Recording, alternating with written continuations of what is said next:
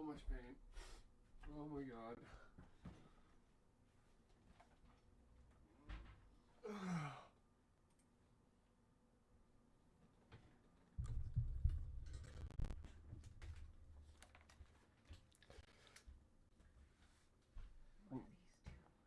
Oh my god, Chloe. My hip is like 500 times worse than it was yesterday. Quickly eat and take Daisy out, and I'll come home and help you. We'll try and do some massage on the kitchen floor. Oh my god.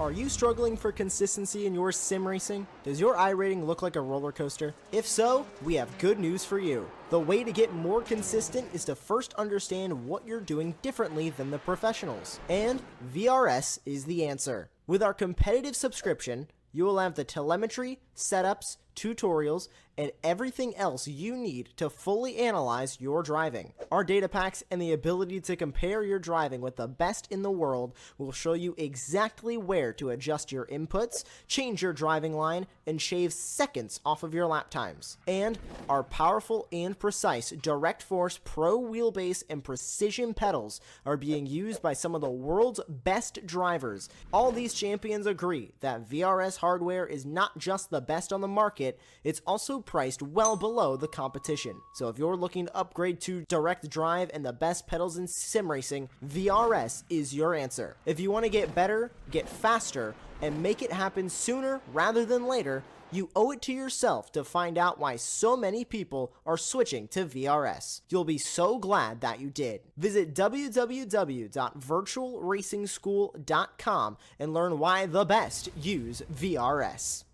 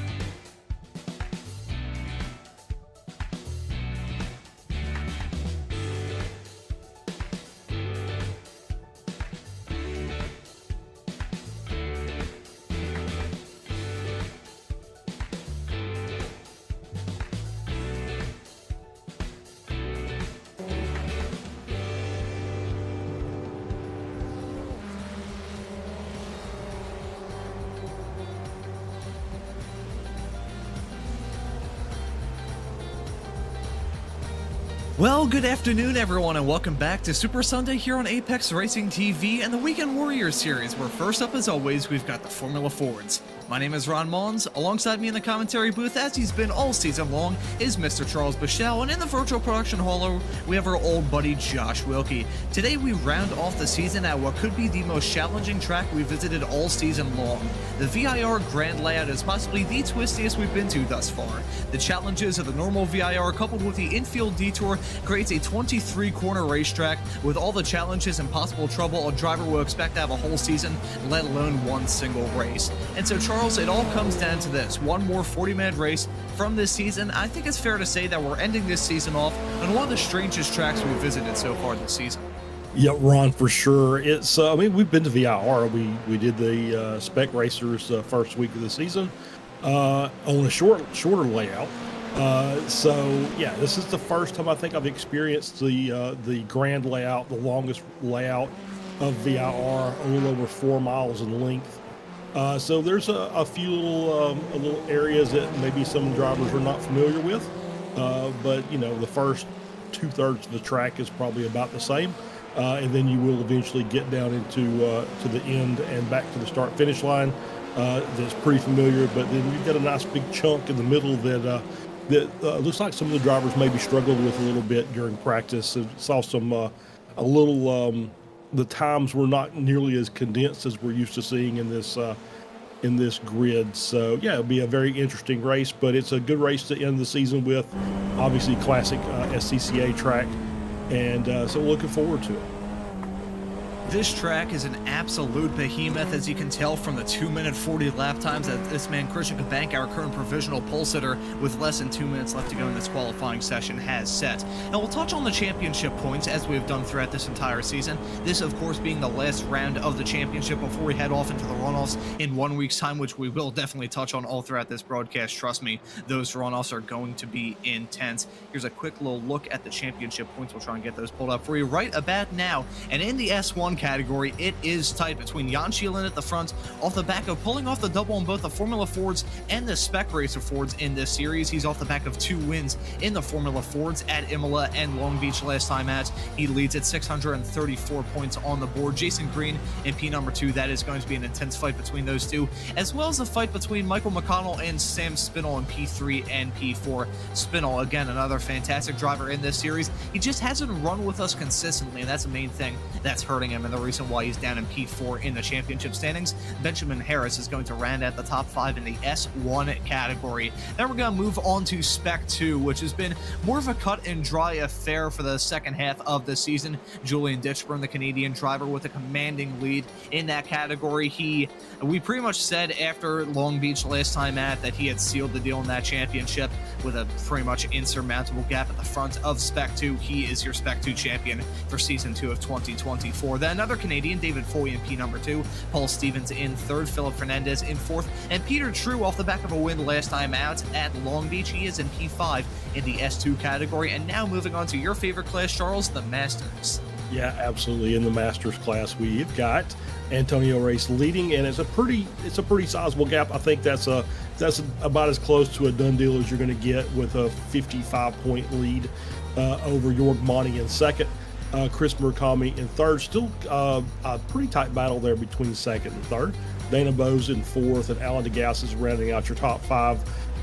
Just potential for some movement there, but I think Antonio's pretty much sealed the deal for the championship in the Masters class.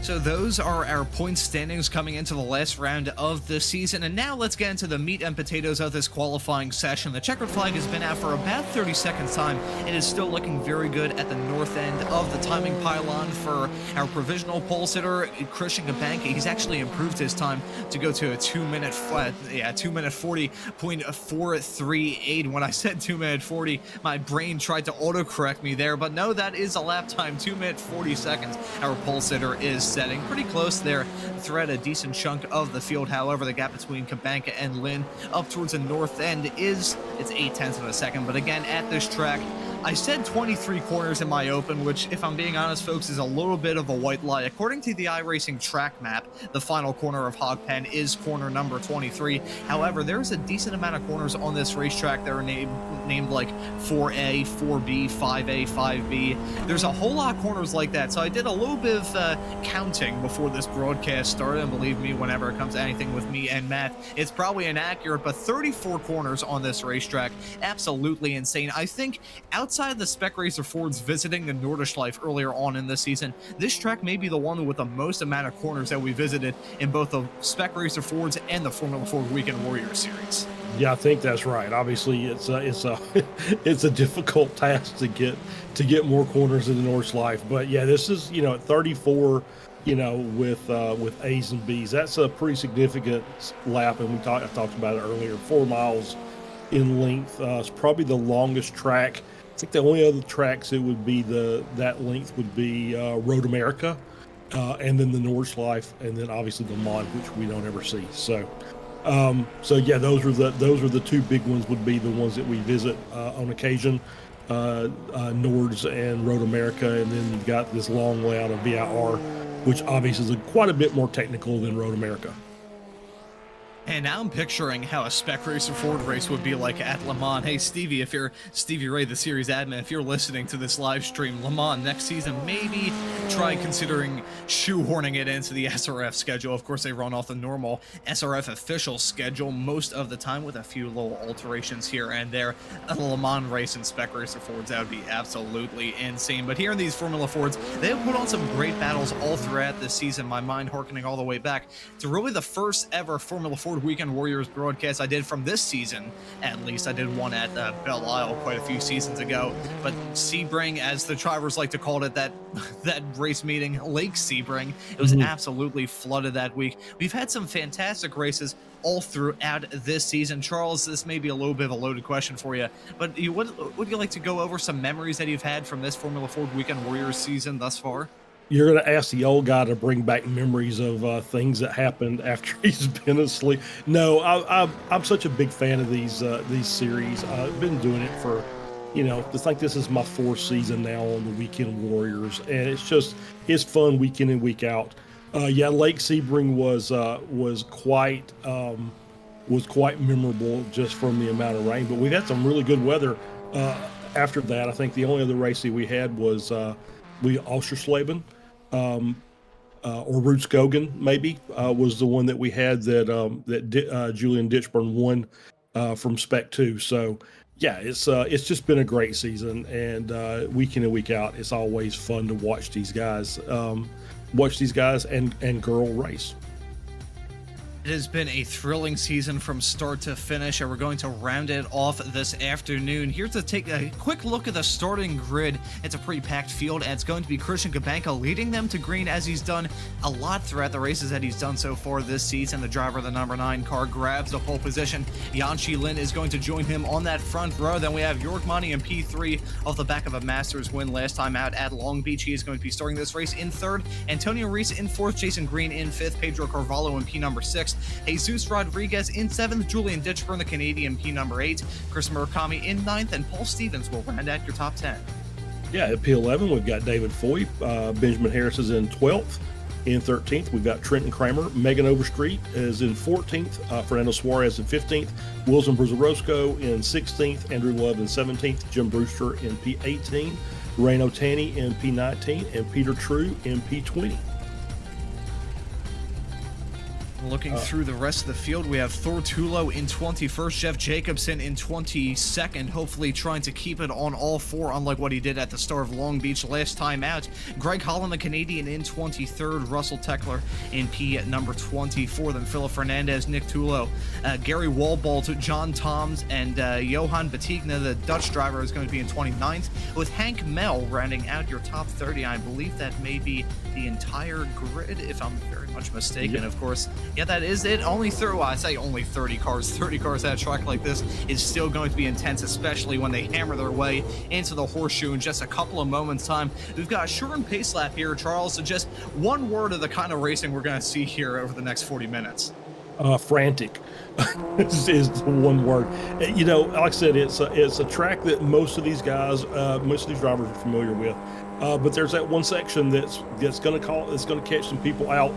That there's no amount of practice, you know, preparing and during the practice session and qualifying will get you prepared for the side-by-side battling you're going to do. So that'll be the section we'll be watching out for. Alrighty, this is it. One more 40-man race to go from the Formula Ford Weekend Warriors season. It's been a season full of memories, fantastic moments, and some funny moments as well. We've got 40 minutes of great racing in front of us. Glad you can tune in to Apex Racing TV. The green flag is out and the drivers are on their way. That's a pretty good jump there from Christian Gabanka. He's going to be leading them into turn number 1. Now we've got Jörg Mani and Jan Schilin trying to trade blows as they go into turn number 1. Some drivers going 3 wide, a little bit farther in the back. Hopefully they can all negotiate turn number 1 clean. I see some rally action a little bit farther in the back, and a driver spinning and making contact, and a driver up onto the air there. That was some aerial acrobatics. I believe, I'm not sure who that was that had the aerial acrobatics, but you can see a damaged and battered and broken Formula Ford race car as they exit turn number 1. Not an ideal start for those drivers. We'll take a look at the replay to see what happened in the not too distant future, but right now it's looking pretty good for Christian Gabanka. He is still leading them heading into the snake section at the very beginning of this lap. So far the drivers making it through lap 1 surprisingly clean. Besides that small schmozzle on turn number 1, it's fairly smooth. Yeah, fairly smooth. It was Peter True, Benjamin Harris, and Wilson Bruzarosco were involved in that first incident, and it just looked like as we'll see the replay, I'm sure shortly, but it just looked like that just basically got 3 wide going into turn 1, and everybody started checking up, and it just became this chain reaction that actually caught a few people out. Did damage. I did see some front end suspension issues with True's car, so he obviously will be towing back to the pits, has already done so along with Harris, and Bruce Roscoe. It looks like he's also towed back as well. These drivers are now heading their way down the back straightaway into turn number 13. It has a corner name, that turn, but I don't think I'm allowed to say it on Apex Racing TV, so I'll just leave it at that and call it turn number 13. Unlucky turn number 13 for some drivers. We'll see if that's the case in this race session as well. Now we're heading into the spiral. This tight, twisty, and roller coaster ride through the infield section of this layout is going to be intense. It's also going to be a section where a lot of drivers tend to make a mistake. We're already 2 minutes into this race, and we haven't even completed lap number 1. It's a unique challenge at this circuit to have such long lap times. We're going to see a low lap count as well. Christian Gabanka is still leading them. Jörg Mani in P number 2, Yanchi Lin in 3rd, Jason Green in 4th, Ditchburn in P5, and it's been a very terrible start for Antonio Reis as he's dropped his way all the way down to P16, so not ideal for him. And I think as they go into the roller coaster section at the end of lap number 1, we're going to take a look at some of the replays of this very hectic start that we had here. This was a little bit farther in the back. Jeff Jacobson, who I may have jinxed saying that he wants to keep all 4 wheels on his wagon and on the road here, he's going to have a fantastic view of this major schmozzle coming through turn number 1. You can see drivers going off the road, and oh yeah, you can see basically 3 Formula Ford race cars linked together as they came out of turn number 1. No matter how you slice it, that is not ideal. Yeah, absolutely not. We're going to get another replay here looking at Greg Holland coming down into turn 1. And we get to the aerial view here, and you see some cars on the outside. They're just trying to make their way through. As you see the checkup in the middle just kind of got wide, and we saw the on the inside up a little further up. Maybe somebody got off in the grass, had to check up, and that's what started that. But it was just too many cars in one section of the track, and yeah, that's what you're going to end up getting more often than not. And we'll get another look at it here. Yeah, just coming down to the inside, and and then looks like it's at the 51 come across the track, maybe make contact with a different car, and then 726 is at 40. You still get Harris here. We're looking around again. We did see Foy in the midst of that. He made multiple bits of contact with Benjamin Harris as he was sliding his way around the racetrack. David Foy, the Canadian, was a Mountee in that incident. Not ideal for the driver who is running second in the Spec 2 championship coming into this round. He is going to be on the back foot, still running down in 21st, and these drivers will have to deal with a pit stop later on. So if he has some sort of minor damage on that race car of his, it's not going to be entirely over for him. And again, at this racetrack with 34 corners There's only 23 on the track map. There are also plenty of opportunities for the drivers farther up the road to make a mistake. So for David Foy, even with that big whack very early on, it's definitely not game over for him. Oh, no. There's going to be chances to make up positions here and there as we see a battle there between Ditchburn and Megan Overstreet for P5 overall, as Overstreet was kind of looking around to see if she can make a move. Not quite there yet. As they're continuing on into this infield section, I guess that's what we're going to call it today, so on the grand layout, as they work their way back, just see just a change of direction, blind crested corners where you're changing direction through there, and it's on a piece of track that not very familiar with most of the drivers, and so there'll be potentials for errors there as they finally make their way back to the backstretch and then head down the roller coaster toward Hog Pen and the start-finish line. I'll tell you what, and this is a point entirely unrelated to sim racing, but related to VIR. If you're the landscaping crew at Virginia International Raceway in real life, you have to have a very high salary because you have a whole lot of grass to mow at this track and try and maintain all throughout the calendar year. As Antonio Reese nearly goes off the track, heading down the hill and into Hog Pen. He's running in P13, so he's slowly clawing his way up the running order. But for the driver that started on the second row, this is still a pretty bad start for him. He's down 9 positions from where he started this race, and he may lose another one here with Jim Brewster looking down the inside, heading into turn number 1. Battle last late breakers. Who's going to prevail in that fight? Is it Reese or Brewster? Brewster a little bit sideways mid-corner, and it looks like Reese is going to slip his way back into P number 13. He's still running third of the Masters with Jorg Mani leading that, running in P number 3, where he finished last time at Long Beach as well, and Ditchburn is currently leading it in the Spec 2 category. But Mani, he is not out of it in terms of fighting for P2 with Yanxi Lin. The gap between those two is still basically nothing as they go through the uphill section of turn 7, 8, and 9 before they head into South Bend of turn number 10. This, I think, is one of the trickiest corners around this racetrack, and that's saying something considering there's 34 of them. South Bend is so tough because if you go, you could be a millimeter away from the apex on quarter entry, and if you just go a little bit wide, you're going to end up in that grass, and you're going to be in for a heck of a ride. We're going to drop down the running order and maybe have a small little accident. And speaking of an accident heading through South Bend, that was, I believe, Harris involved in that. I think Tekler may have been involved. We're following Jesus Rodriguez, who is thankfully not a part of any of that. He is running in no man's land. I think after that incident, he is very happy that he's not running with any of those drivers. Yeah, you can see it was John Toms, my apologies. That was mega sideways heading through South Bend. I think we're going to have to take a look at a replay to see that big synchronized drifting going terribly wrong heading through turn 10. Yeah, and you said it exactly right. It's one of those corners that you have to have your speed right, and you have to have you have to be right on point on the apex. Otherwise, you end up going through the grass, as we saw just there. As we get another look at John Toms coming up to South Bend now, and he's just looks like he's just carrying too much speed. Yeah, just too much speed. Late on the turn in the apex, and then contact with another car who basically just followed him off. And that might have, Greg Holland was involved, I think, as we see Harris is still in the pits, and then John Toms is helping the landscaping crew out. Yeah, that was beautiful timing to mention the landscaping crews and the challenges at turn number 10, right as we say that. 2 cars go spinning off. I think what may have happened is they may have clipped the grass on corner entry. That may have been the reason why John Toms went off. And I think it was Hank Mel right behind. He may have been the car that followed him off. But either way, I think it may have just been a sympathy spin, trying to get the words out here. I think, yeah, it was Hank Mel. You can see the other orange car. That was the other car involved in that incident. I think he may have just seen the spinning car of John Toms in front of him and just decided to spin off, because seeing a car go as sideways as they were heading through turn number 10, usually any way you slice it, it's not going to end well if you have some moment heading through turn number 10. I think Suarez may have had some sort of moment as he's dropped down the running order. See Johan Batigna in P number 20. I think we're going to take a look at a replay to see what was happening a little bit farther behind. Yep. Same section of track. Was he the one that T-boned him? I think he was, yeah. Yeah. Looks like it. Yep, it was Batigna. Yeah, just... maybe it's sometimes it's depending on how skilled of a driver. Sometimes it's target fixation, You just get that reference in front of you and you just follow the leader.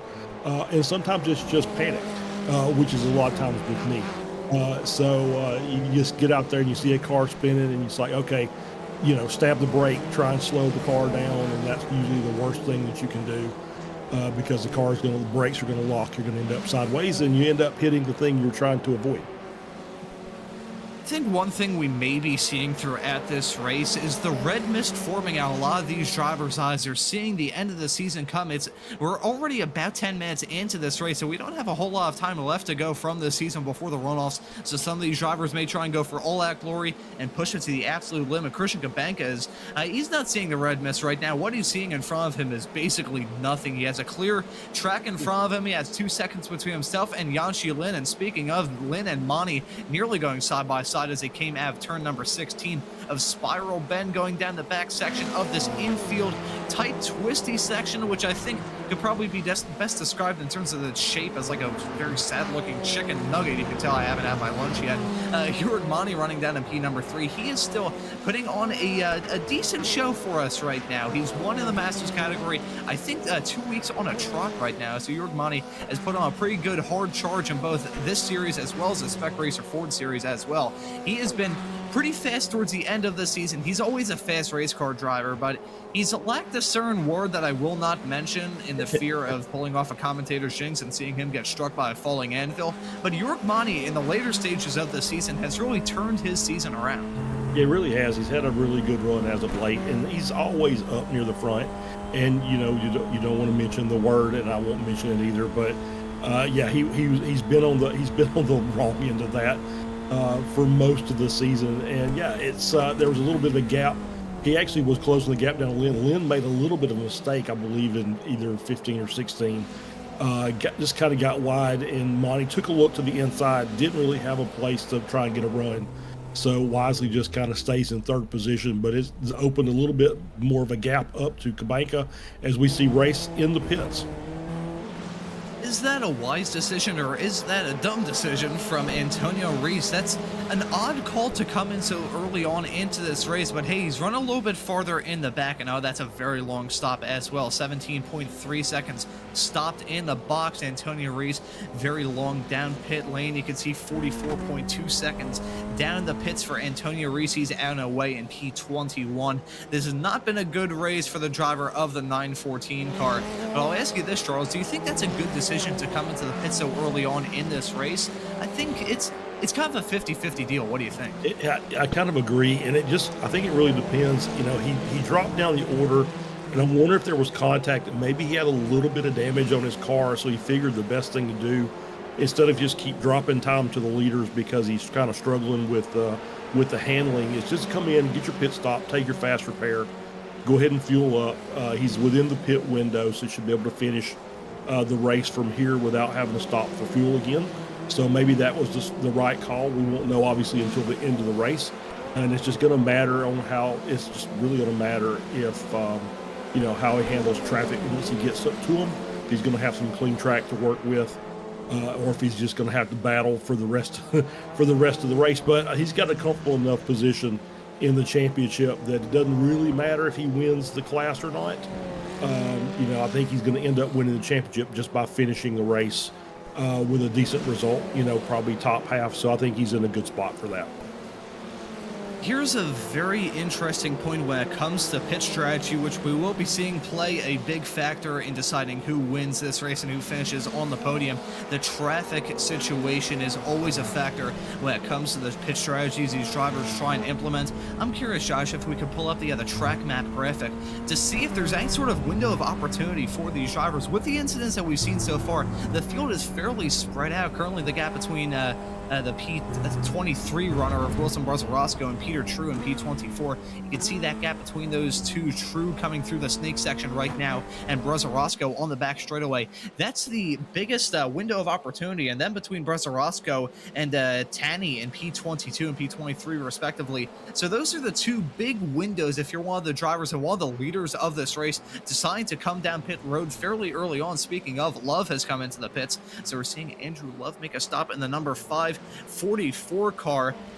I wonder if these drivers, maybe they have some sort of software to kind of give them a rough idea as to where they're going to exit at, because even at a track like this and in cars like these where dirty air is just a non-factor at all, the only sort of aerodynamic pieces these cars have are any sort of added elements on the driver's helmets, it's still a factor when you see cars in front of you, because it goes back to the point you mentioned earlier, Charles, of target fixation. If you see a car go off a little bit farther up the road to you, you may follow them off. So just having a bit of clean, a nice open piece of real estate if you're one of these drivers exiting the pits is going to be critical. Yeah, and there's software that exists that will give you your out position once once you get done with your pit stop, and just kind of looking, it's a 30 to 35 second loss of time, and so that is a good gap. The gap that you mentioned between P22, P23, as we see 22's in now. So now you've got even a bigger gap between. As actually the gap's closed between 22nd and 23rd, but you've got a big gap between 23rd and 24th. So if your pit stop brings you out there, that might be a good strategy call, because you're going to have lots of clean air to work with, and you can run your fast times without having to deal with maybe a little bit slower traffic. As we're looking now on board with Toa. Oh, sideways, good catch. But now beautiful he's drift. side. Yeah, it was a great drift. Now we've got a battle there between Kramer and Toho and Ditchburn. That is a battle for P5 through P7.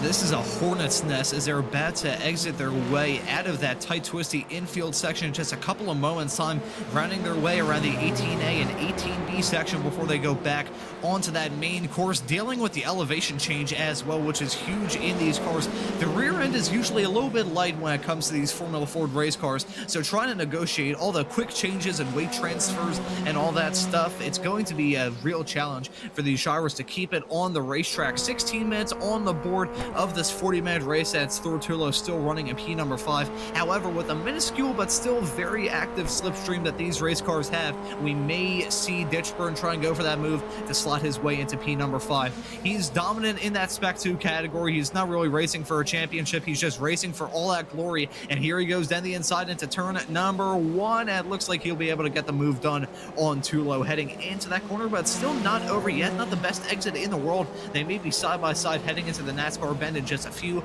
moments' time. Is Tulo brave? Is he going to try and force the issue? Because you've got Kramer and Stevens right behind that may try and pounce if Tulo decides to take it a little bit easy here. Yeah, absolutely. And I just was looking at something as we were watching these cars slide around the track. You know, as we were watching practice and qualifying, we were commenting on how the track was not very hot. It was like a 72 air temp and like a 80-degree track temp. The track temp has went up considerably. It's at about 123 Fahrenheit. Ooh. So these cars, I can imagine. I can see how they're slip sliding around this track now, because that is quite hot. And the track and the air temp hasn't gone up that much. It's only went up 5 degrees, but the track temp has gone up, as I said, a lot, 50 degrees or so since we were looking at them in practice and qualifying. That is massive. I think it was about 77 degrees or something like that, the track temperature during that qualifying session and the practice session as well. Now up to 123 degrees. That is a huge jump that these drivers have to deal with. Usually these drivers get a whole lot of practice, and they get a whole lot of practice in just honing their setups as well. But a big curveball change like that between the practice and qualifying sessions compared to the race, that is going to be tough to try and adjust to. We saw a little bit of an off-track moment as it came through turn number 13, the corner name that I still will not say because I quite value my employment here at Apex Racing TV, and this may have been a good view of it. This is Paul Stevens in the 210 car. You can see a nice drift from Trent Kramer heading through the corner, Tulo going off along with Green. Actually, no, that was Kramer, my apologies. He's running in a green car, and you can see Paul Stevens just slip by the both of them, so nicely played from Paul Stevens, picking up the pieces when a driver went off the track, and he is running quite nicely in P7 right now. We'll see if he can maybe challenge Ditchburn to win in that Spec 2 category. That would be a great result for the Brits. Yeah, that would be. Stevens is having a great run today. It was what we just talked about with target fixation. Tolo goes a little wide, and Kramer just kind of follows him off the track. and takes a little wide and and allows Stevens to just slip around, as we see Quentin Kramer now coming back up and challenging for that position, trying to get it back. There is a little bit of a slipstream here on the front stretch, and then on the section of back stretch that we have available. So there are potentials here to just maybe get a good run and a dive down into one. There's still a whole lot of opportunities for these drivers to try and make up positions. It feels like this race has been going on forever. We're only 8 laps in. We have 8 laps on the board, and we still have over 20 minutes left to go. We're seeing Megan Overstreet running in P number 9 effectively. Well, I would say in no man's land and no woman's land. She's running in P9 all by herself, essentially, but she's setting some pretty competitive lap times at a 2:43.290, so we'll see what she can do from that position right there. And you can see the fastest laps. Kabanka at this point is just pulling away. That 2-minute 41.673 lap time is very, very fast. I think there's only a few drivers all throughout the field. That was actually their lap last time by Kabanka. Now it is his fastest at a 2:41.543. So you can see only the top 3 runners of Kabanka, Lynn, and Monty are breaking into that 2:41 bracket. The rest of these drivers a little bit farther off pace-wise. I'm curious, is it just a pace disparity, or do you think these drivers are maybe, I don't know, considering fuel saving during this stint? I don't think it's fuel saving. I think it's just familiarity with this track layout, because as we looked at the last lap times, Ditchburn, Overstreet, Rodriguez, and Antonio Race all set their fastest laps of the race for them during that lap. So they're getting a little faster with every lap. Part of it's the fuel burn off, and part of it is just getting more familiar with this track layout and finding what lines work and what lines don't, and of course adjusting to that hotter track temp as well. So I think it's just a matter of just getting more comfortable in the car more than anything else, as we see in Ditchburn working his way around through here in the infield section with Tullo just hot on his heels.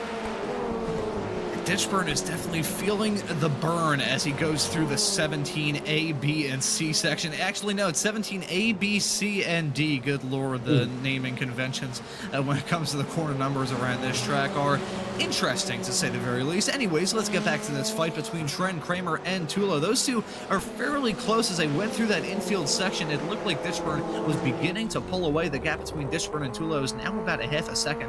So we'll see if Kramer tries to press the issue here as they go into turn number 1 in just a few moments time. I think Kramer has a very fast race car, and he's getting more comfortable with this track layout every single time they post another lap. So we'll see. Maybe Kramer tries to go for a move heading into turn number 1. He does have a good run, though. He had a very bad run heading out of Hogpen of turn 23.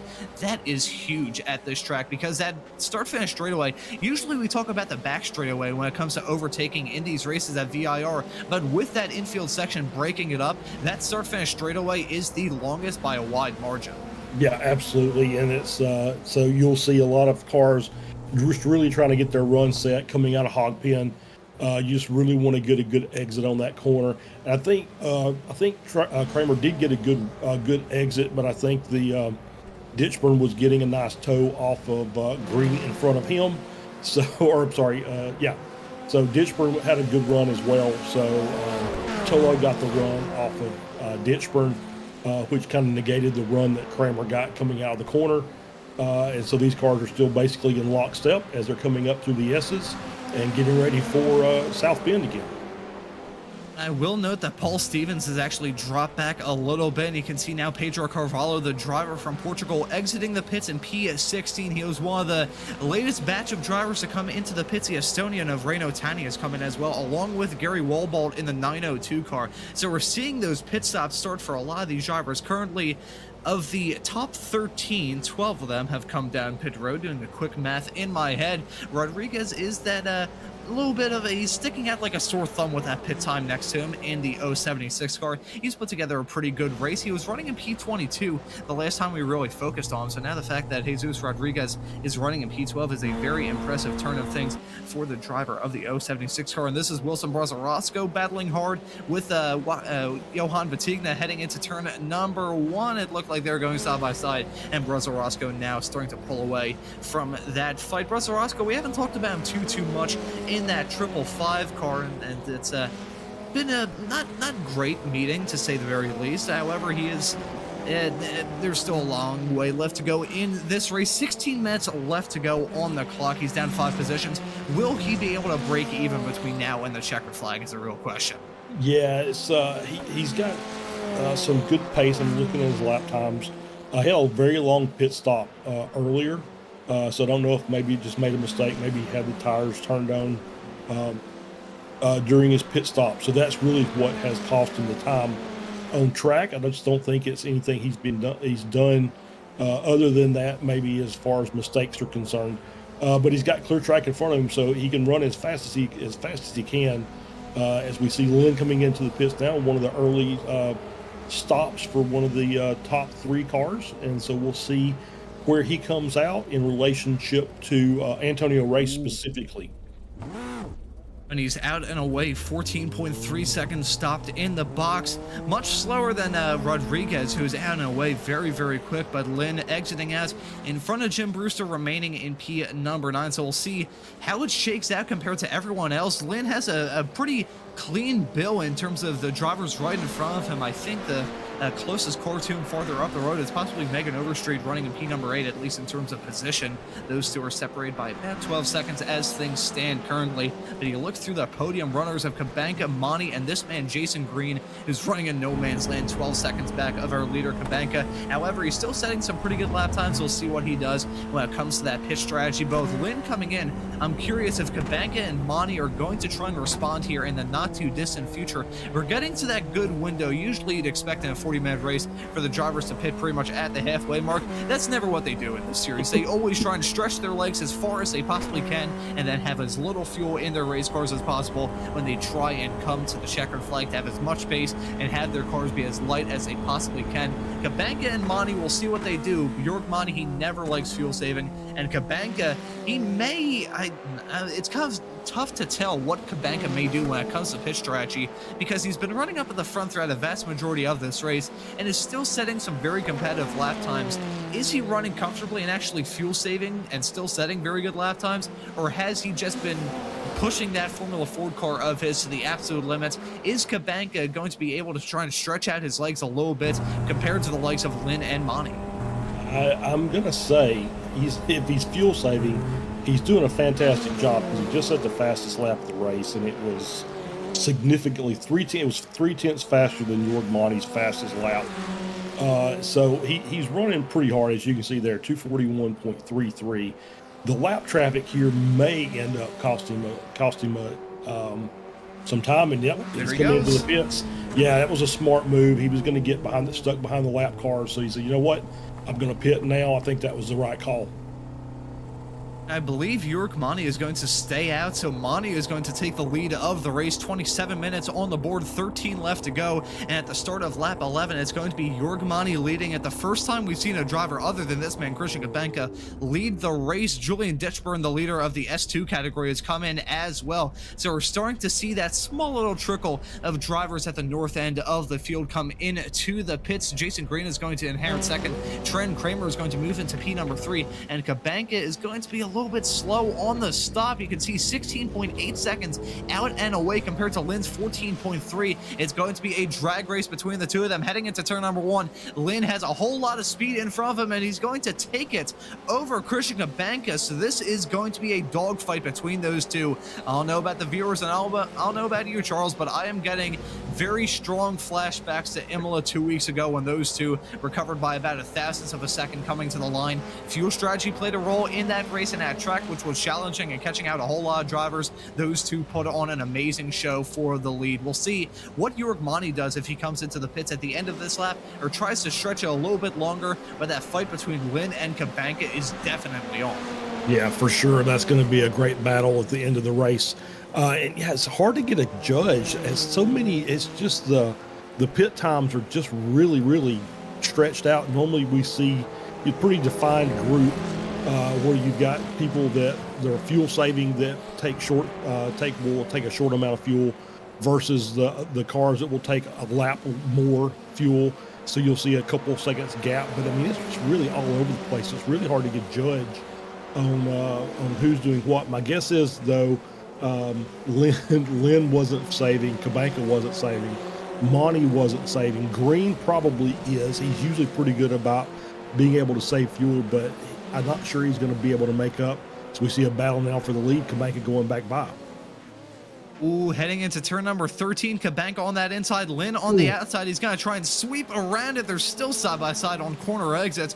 I was fully expecting one of them to either go for a spin or get hip-checked into the grass, but they're still side-by-side going down the hill through the infield section into the spiral section. Now as Lynn leading over Kabanka. This is for what we think is the net lead of the race. It's for P7 and P8 on track currently. However, all the drivers farther up the road have yet to come down pit lane. Kabanka, he may be feeling, well, he's definitely feeling very, very racy. I'm curious if he's feeling a little bit desperate as Lynn runs incredibly wide and Kabanka keeps it tight, and he's going to be able to take that position as Monty has come in as well. So we'll see how Monty exits out compared to Kabanka and Lynn. Those two are battling hard. I wonder if it slowed them down a lot. Green has come in along with, I think, Trent Kramer maybe filing into the pits here soon. All I know for sure is that Monty and Green have come in. Kramer stayed out for another lap.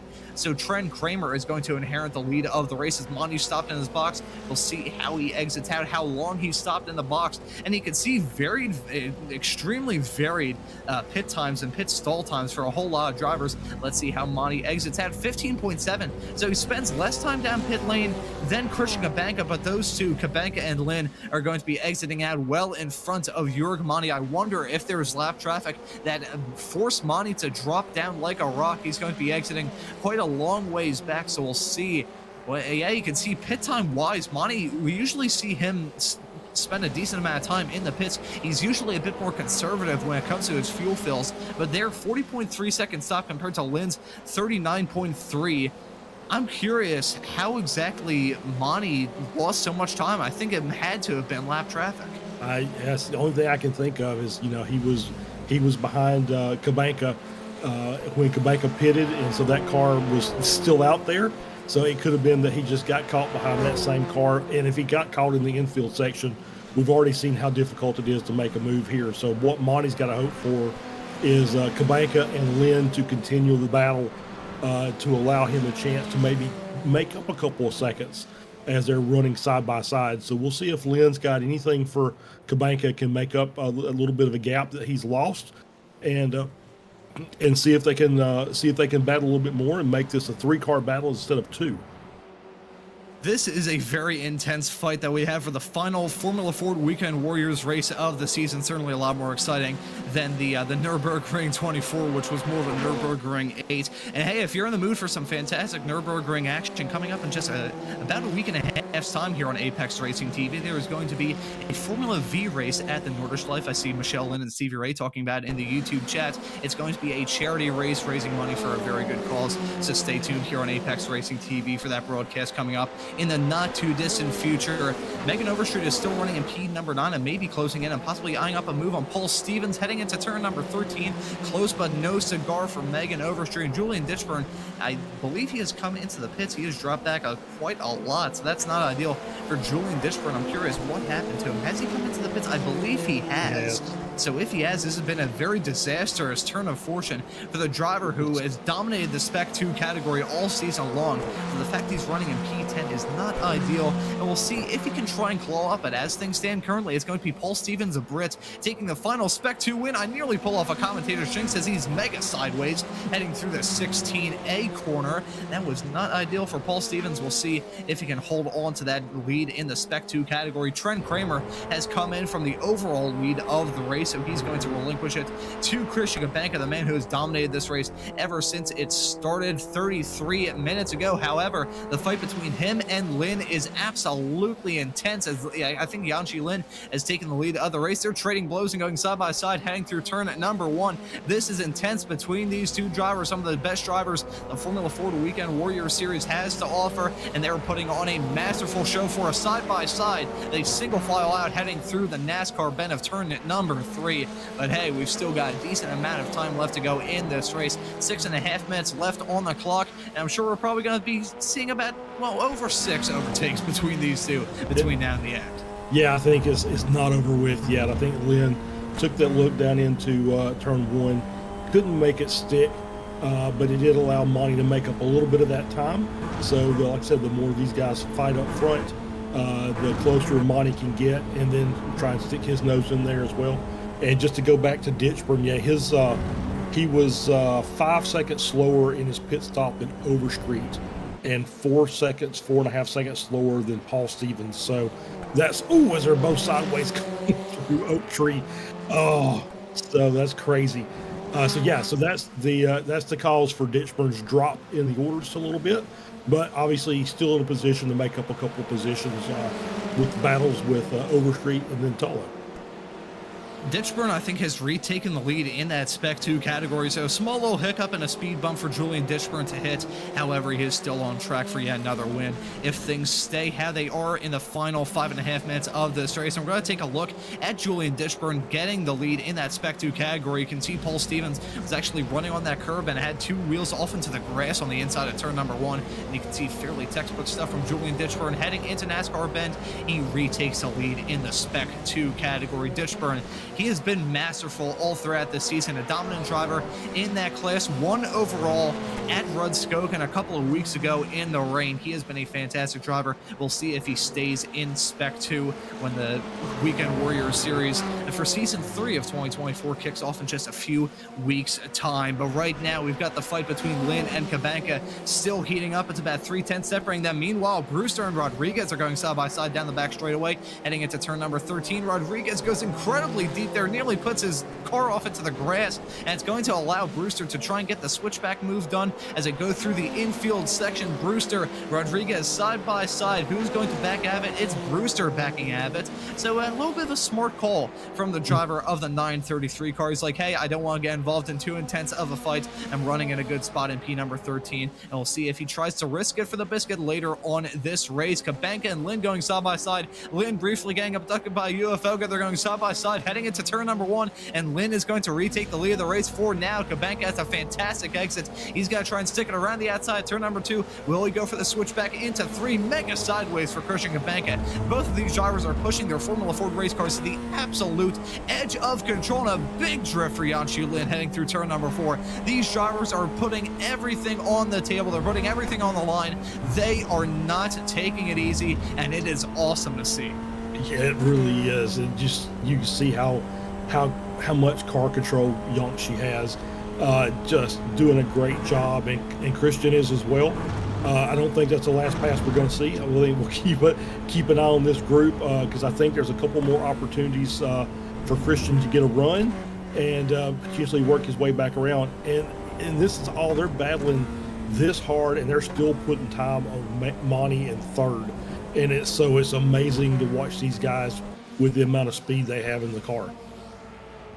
When we've got some side-by-side action just outside the top 15, David Foy and Jeff Jacobson going side-by-side heading into turn number 1. Jacobson on the inside, Foy on the outside. Foy mounted a car through this corner on lap 1. However, on lap 14, it looks like he's going to get through a clean. Still side-by-side with Jacobson exiting the corner. David Foy, they're going to single file out, and Foy is going to move into P16. For now, we may see Jacobson try and fight back between now and the end of this. But looking at the fight between Lynn and Kabanka, with how long these laps are and with how little time is left on the board, that would be 2.5 minutes left. So I think they are going to be taking the white flag this time by, so not a whole lot of time left to go if you're Yanshu Lin to hold off any sort of challenge that Christian Kabanka may try and throw your way. But it's also a whole lot of opportunities for Christian Kabanka to try and go for a Hail Mary send between now and the end of this. This is going to be an intense fight between those two between now and the checkered flag. Plenty of overtaking opportunities. Charles, who do you think is going to prevail in this very intense fight?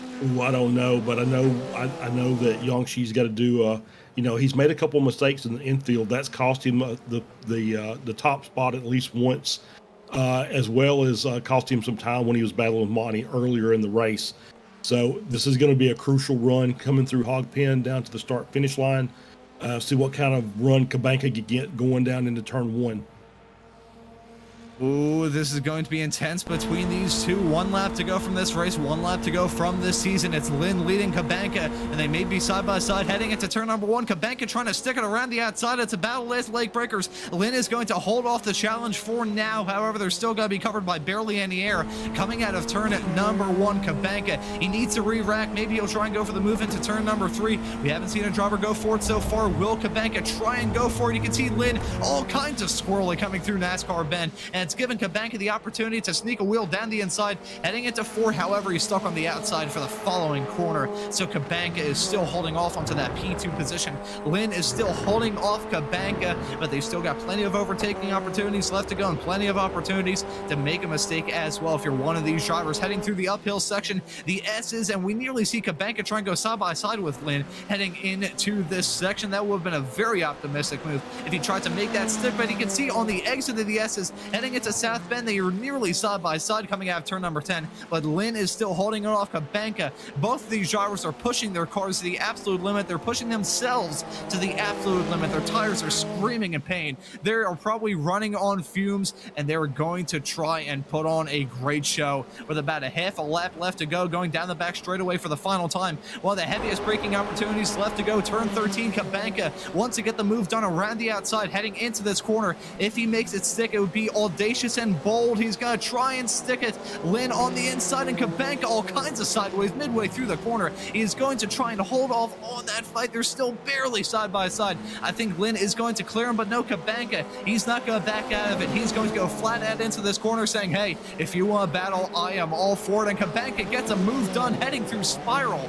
That is a brilliant move from Christian Kabanka to take the lead of this race on the white flag lap, but there's still opportunities left to go if you're Yanchi Lynn. Hey, if Kabanka has a bad exit or a bad run heading through this infield section, Lynn could still take the lead of the race back yet again. You can see the gap between those two is less than a quarter of a second as they head through the infield section, and they're about to exit it for the final time. Kabanka, he has dominated this race. Yanchi Lynn has been keeping toe-to-toe with him all throughout. Ever since this race started over 40 minutes ago, these two have put on a fantastic fight. They put on a fantastic fight all season long. They're some of the best drivers that this Formula Ford Weekend Warrior Series has to offer, and heading into Hog Pen for the final time, Kabanka is going to be leading them, and I don't think Lynn got a very good exit. I can see that gap. It's still maintaining about the same.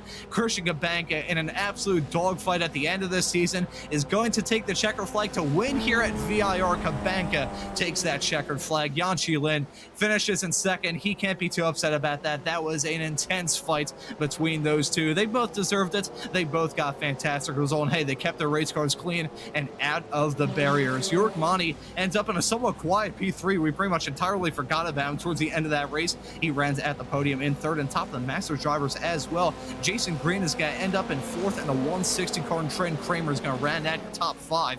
But man, Charles, we were expecting some fireworks between Kabanka and Lynn. It wasn't the photo finish that we saw at Imola 2 weeks ago, but that fight was still nuts. It was absolutely nuts. And yeah, it was great moves. And I know Yangshi did his best to try and get close. And if he'd have been about another 10th closer coming out of the infield before he came over the hill down the roller coaster, he probably would have had a chance to sneak to the inside.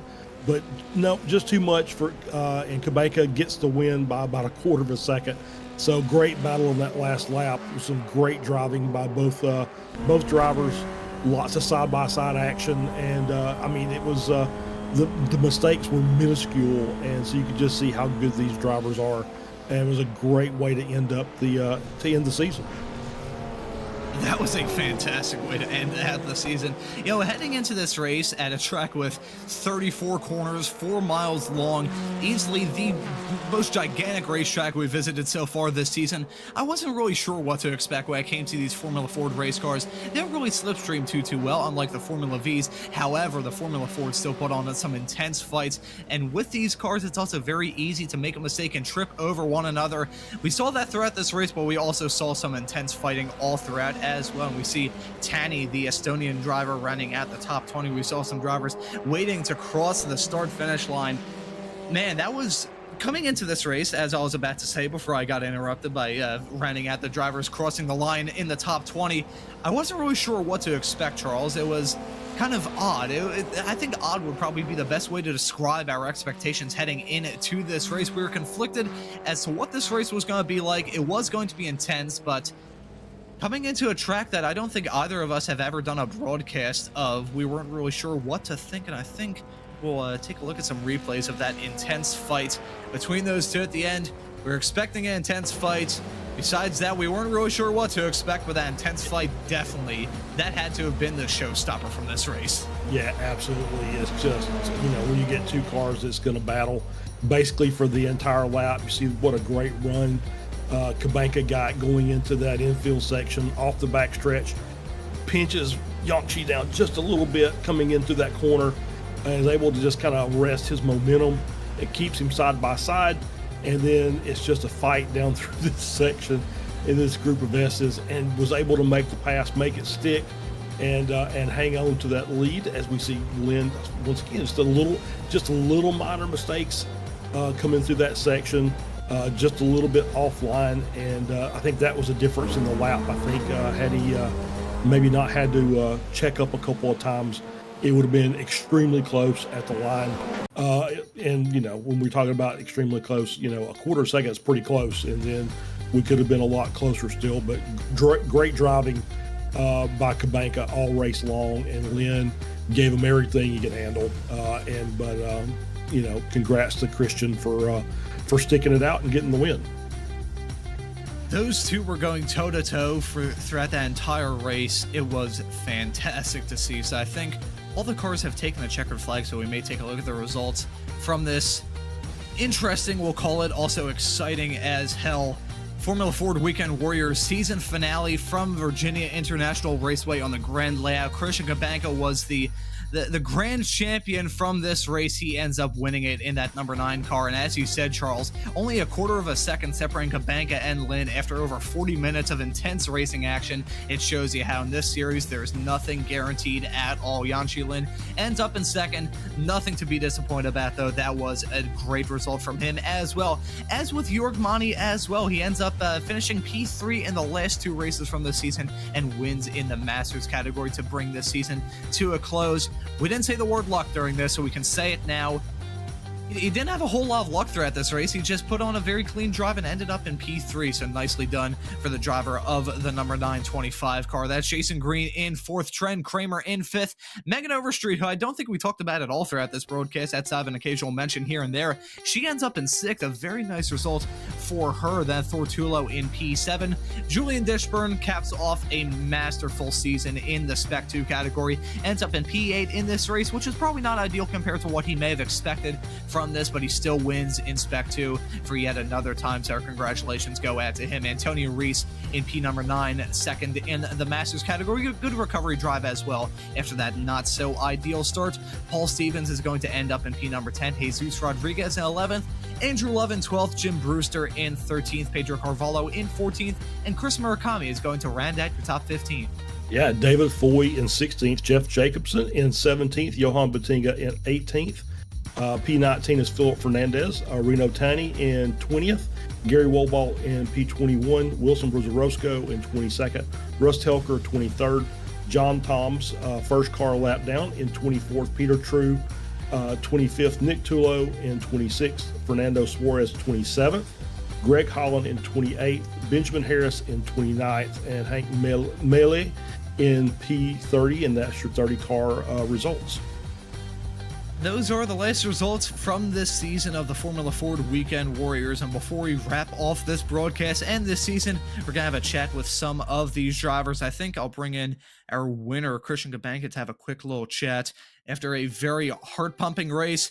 Christian, congratulations on a brilliant drive all throughout that race here. The dominant start throughout the first half, then in the second half, yourself and Yangshi Lin put on an awesome fight for us on the broadcast. Just talk us through this final Formula Ford Weekend Warriors race of the season.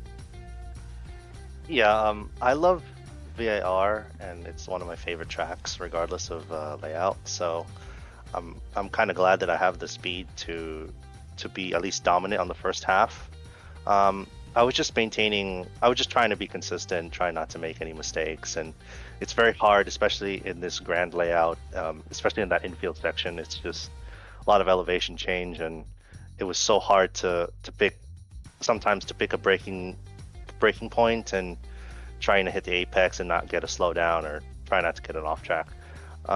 In the pit stop, I had a slower pit stop. I think I put too much fuel. I think by the end of the race I had like 2 laps extra, so that allowed Yangshi to catch up. And yeah, me and Yangshi had a great battle towards the end. It wasn't quite a photo finish, but it was still pretty close, and I'm glad to take the win. And at a track like this, with a whole lot of corners and a whole lot of opportunities to make a mistake, battling as hard as you were with Yanxi Lin had to have been an edge of the seat feeling all throughout the second half of this race. So just talk us through that fight with Yanxi. Yeah, it was a great fight. I didn't know if we could go side by side in the infield section, because that would be very difficult. But especially in the last lap, I had to at least risk it, because you have to be kind of aggressive. You have to be on the limit to try to beat Yangshi, because he's a very quick driver. So I had to do that, and I just sort of sent it and hoped for the best, and I'm glad it stuck. Well, I'm sure you're very happy about finally finishing ahead of Yanxi after that, upsetting but also very intense fight between yourself and Yanxi at Imola 2 weeks ago. So we're heading into the runoffs at Daytona in a week's time. That's going to be a massive curveball for you drivers racing under the lights at that roval. So what do you think the runoffs are going to be like in a week's time? I want it to be a 3 or 4 wide photo finish. We do too. That I think that's usually commentators, broadcasters, and drivers don't have too many similar aligning beliefs, but hey, a 3 wide finish would absolutely be intense. So is that all you're expecting from that, or are there some other small little quirks and features you expect from that race? Yeah, I'm kind of expecting that. It's hard to pull away in Daytona, because the straights are very long, and even though we have a bus stop in the middle of it, it's just hard to pull away. So, and these guys are pretty fast, so it's going to be hard to pull away in a track like that. So, all right, well, that show is going to be intense in 1 week's time. Christian, hopefully you're a part of it. Congratulations on the win, and congratulations on a very well-driven season. Is there anyone you want to give a thanks to or shout out? Once again, I'm going to give a shout out to Stevie. He's in the interview waiting room. Thanks for setting up these leagues and doing all the work for us, Stevie. So thank you, and thank you guys for making a great broadcast. Well, thank you, Christian, for joining us. Congratulations on the win once again, and hope to see you next time out at Daytona. All right, guys. See you later. And that was Christian Gabanka, our winner from the final race of the season. Charles, who do you like to have a chat with? Well, let's talk to our Masters class winner and P3 overall. We'll talk to Jorg Monty. Jorg, congratulations, overall podium, Masters class win for the final race of the season. So a couple of things. Obviously, looked like Christian and Yangshi pretty much had the field covered today. Just had some great pace up front, but you did a good job hanging in there with them as long as you did. Yeah, I tried, but I underfueled a little bit, so I had to slow down the last 3 laps, and that's why I lost touch to them. And then that was it, and I just covered my position. That was all. Yeah. So a couple of things we noticed during the race was the temperature of the track temp got really, really hot during the race in comparison to qualifying. Could you tell that in the car? Yes, definitely, because I hate hot tracks. I call it iRacing oven, and no, I really don't like it. It starts to slippy, to slide more. You need to brake a bit earlier and stuff. You have to keep on patience on the throttle so you don't have much wheel spin. And yeah, I could feel it. Yeah, I kind of thought so. We could tell by the some of the reactions of the drivers were just kind of struggling through certain sections. And I guess the only other thing is the track layout. Is it something you're familiar with, or is it your first time racing on the grand layout? Absolutely, first time I raced on this track with that layout. Never done it before. All right. Well, Jorg, I'll let you give your thanks and shout outs to whoever you want, but congratulations on a good run today. Yeah, of course, to Stevie, the other organizer. He does a fantastic job. And sometimes I get a little bit heated up, and I apologize to Stevie as well for mentioning some words, not against him, against some other people. And I like to apologize to Stevie as well. And I hope he's going to continue, doing that league. It's for me, it's really the best league on iRacing. All right, Jorg, thank you. Congratulations. Thank you. Bye, guys. That was Jorg Mani, who ends up this race in P3, and I think we'll bring in Jim Brewster to have a quick little chat. Yep. Actually, Charles, would you like to have a chat with Jim Brewster? Yeah, let's talk with Jim real quick. We'll see if we can get him in here. Hey, Jim. Hey, P3 in class today. Good run. Had some good battles out there today. Well, I was chasing my buddy Andrew all race. I got ahead of him, then he beat me on a pit stop. And he took a risk. He was right out of gas on the last straightaway there. So, I don't have to worry about him in Masters anymore. He voluntarily jumped back into S2. But, hey, I sent you some of the V stuff. We had a great V end-of-season race yesterday. I did see those, and those are some really good photos. And yeah, I'll send you those weekly. That's what I put out weekly. Appreciate it. Since we don't have video, that's my man-made video. That's your man-made video. Maybe we need to come up with an unofficial broadcast of an unofficial league that runs on Friday nights. And just throw it out. See, that's the Friday night. Friday night is a lot of fun. It's very casual. But anyway, hey, we're gonna. My sister will be up here in a couple of weeks. All right. So let me know what you want to do, and we're gonna have some fun. Absolutely, yeah. We'll send me a note. I will send you a note, and I've been talking with Ron off the air about it. So we haven't mentioned it, but we'll kick it. We'll talk about it a little bit more next week during the runoffs. So hi Tamara. We say hello to you. So anyway, today was serious, sweaty, working work. I mean, this track is unbelievable how much more difficult that adding that infield section makes this track. I mean, it's just remarkable. Yeah, we talked about that, and we talked about the track temps jumped massively between qualifying and race. It was like well, that infield section has no traction anyway. The car's like spinning and sliding the whole infield section there. And I thought today I might do okay because I figured it was about like a rain race. That there was going to be lots of mistakes, and lots of people are going to fall off. And so if I could just keep it on the black stuff. And anyway, hey, thanks for all you do. Race. You know how much we love the shows. All right. Thanks, Jim. All right. We'll see you next time. Hey, Ron. Hey. There's Jim Brewster. I may have blown out his eardrums after that quick little hey, but we'll have one last chat with the man who all the drivers always like to thank, and we always like to thank for all the hard work he does behind the scenes. We'll bring in Stevie Ray to have a chat before we wrap up this broadcast. And Stevie, you weren't on track with us here today. However, hopefully you're on track next time in 1 week's time for the runoff. So would you like to break that news about what the runoffs are going to look like here for the Weekend Warriors series in a week's time and kind of talk the viewers through what kind of show that's going to be like? Yeah, we will. My heart's still pounding from watching the final of this one. That was a great race, a great way to cap off our season here. And next week will be the 41st running of our V Runoffs Big Grid. It's a tradition in the SRF group and now the Formula Fords. The last couple of years seasons we've been doing something a little bit different, and we're continuing that this time.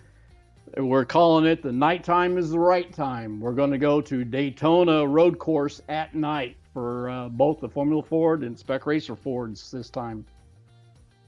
I like the fun name for the event, because from my side, doing autocross with the SCCA for as long as I have, I always loved when Solo Nationals out in Lincoln, Nebraska had the fun names for it. I think I'm trying to remember now. I think 2019, one of the third time I went out there was named after the flood. So it's nice to have a name to use to describe the action that's going to be like. And we also have the Ray Esports, the series with your name on it. That's going to be coming up with the runoffs at Indianapolis in only 2 days' time. You can tell I know what day it is, but we got the Ray Esports runoffs and the Weekend Warriors runoffs, and we also have the action that we may be expecting from the Weekend Warriors series next season. So would you like to talk the viewers through what that's going to be like? I've been hearing a lot of chat about particularly the SRF schedule, so would you like to break a little news about that, or would you want to keep your cards showing, keep your cards down to the table? Well, the SRF, we always have just followed the official schedule, so I try not to get involved in that too much. So whatever they come up with, that's what we throw up for our Weekend Warriors schedule. The Formula Fords, we followed most of the what was it, the trophy series this season with a couple of double headers with the SRF. But I think we'll probably stick with the trophy series schedule next season with that as well. That way our guys get all week to throw in some practice and get ready for these. You can't beat the weekend warrior leagues, if I can toot the horn a little bit, that you got some of the best and some of the great racing. But if you're the average guy in 80% of iRacing, there's somebody here to race with as well. So I really appreciate these guys on tracks and making this league what it is. It's not me. I get to set it up, but it's those guys on track that make the racing. And I'll tell you what, it was fantastic to be a part of this season. And Charles, you've been with this series for quite a long time, so I'll let you get some words in here with Stevie. I mean, I'm just going to kind of echo what Stevie says. If you go look, I mean, these races week in, week out are just some of the best races you're going to find. And it's even more difficult than the official series because they're twice as long. They've got usually twice as many cars out on track.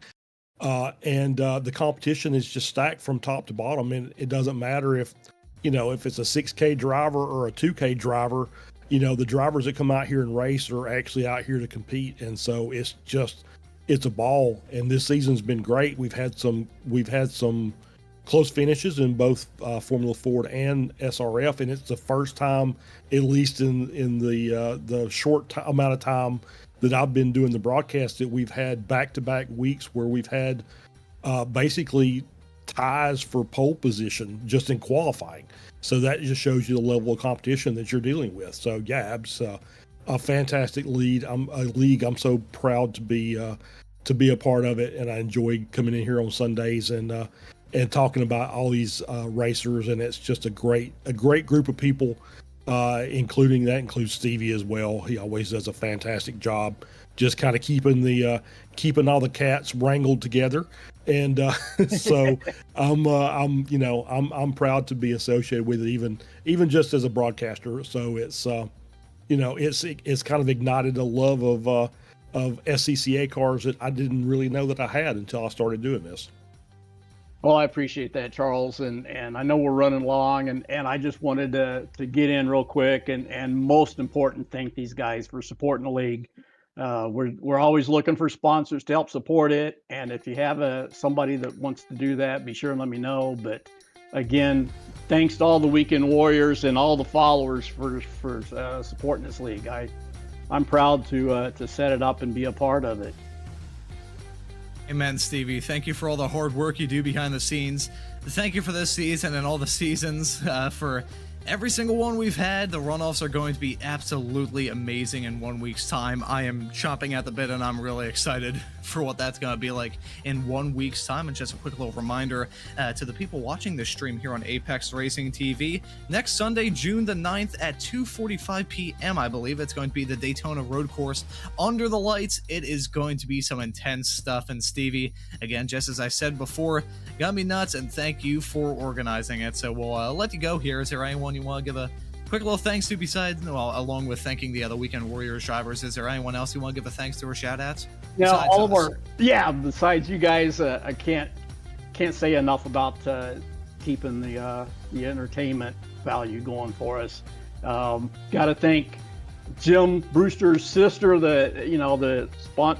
our follower Tam, and all the people that follow the league too. You can't do it without them. So appreciate that. Just a quick reminder, I forgot to say that next week the V runoffs, you do not have to be a league member to come out and run in that. So if you've been following us, been looking at it, you want to join in, come on and jump in.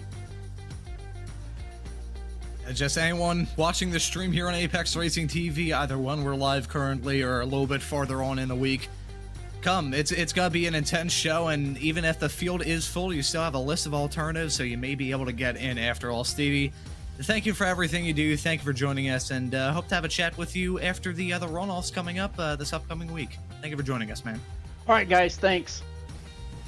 That is Stevie Ray, the series admin, and Charles, this has been an intense season here for the Formula Fords. I'll get your final thoughts on the dramatic races that we've had from the season, the dramatic season period from start to finish, before we wrap things up here this afternoon. I mean, it gets better every season. Just great battles on track.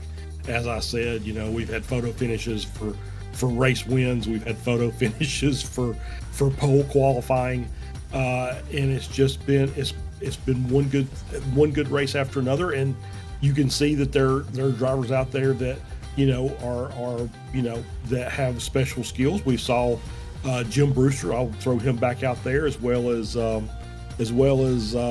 Ditchburn. Just great rain racers. We saw that evidence during the season. So anytime we get the rain, and it's just going to be more and more cars involved in wet weathered racing as iRacing grows and implements that further. So we'll get to a point that we may even have SRFs out there running in the rain, which will be just a completely different type of race. So no, it's like I said, I'm proud to be part of it, and I enjoy the racing, and looking forward to many more seasons to come, hopefully. And cheers to the future. Cheers to a new season. I don't have any glass with me to clink, so I'll just smash the bottle of water I have right next to my microphone. So I should probably apologize to anyone if I blew their eardrums out banging my water bottle against the microphone. I think with everything taken care of from this absolutely dramatic season, that will do it from the final ever broadcast from the Formula Ford Weekend Warriors for Season 2 of 2024. And another reminder, the runoff's coming up in 1 week's time on June the 9th on a Sunday at 2:45 p.m. You do not want to miss it here on Apex Racing TV. But as for this broadcast and this season, that will do it. So for myself, Rod Mullins, Charles Bichelle joining me in the commentary booth, and our wonderful producer Josh Wilkie doing a great job working all the cameras in the virtual production hauler, I say thank you all so very much for watching not just this broadcast, but the entire season as well. And I'll see you all again with the runoffs in 1 week's time.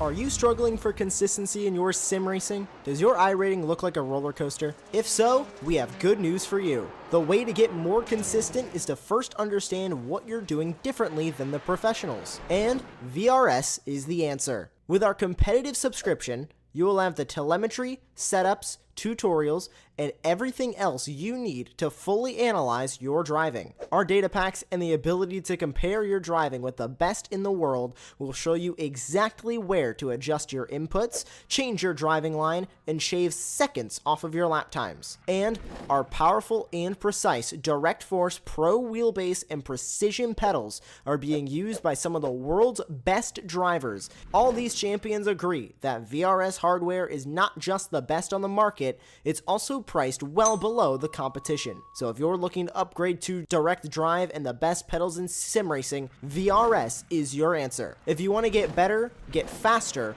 and make it happen sooner rather than later, you owe it to yourself to find out why so many people are switching to VRS. You'll be so glad that you did. Visit www.virtualracingschool.com and learn why the best use VRS.